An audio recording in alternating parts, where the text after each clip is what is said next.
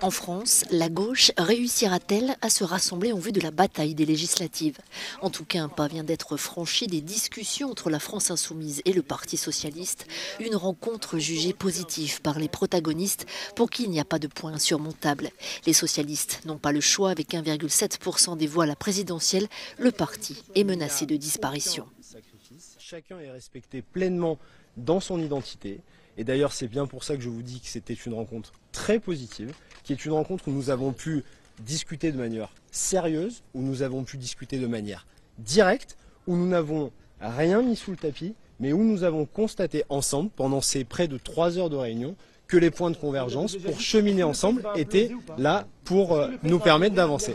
Merci à toutes et à tous. Fort de ses 22% au premier tour de la présidentielle, Jean-Luc Mélenchon, le chef de file des Insoumis, tient les clés du rassemblement de la gauche. Son parti discute déjà avec les Verts, le Parti communiste et le NPA.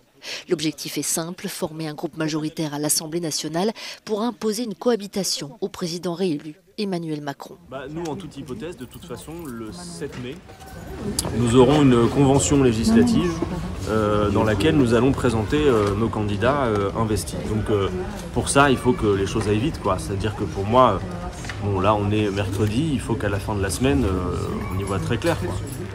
Une union de la gauche qui ne sera pas facile à réaliser. Des tensions ralentissent déjà les discussions avec Europe Écologie Les Verts. En cause, la nature du partenariat. Les Insoumis réclament une union populaire quand les Verts parlent de coalition. Difficile de faire en quelques semaines ce que la gauche n'a pas réussi en 5 ans.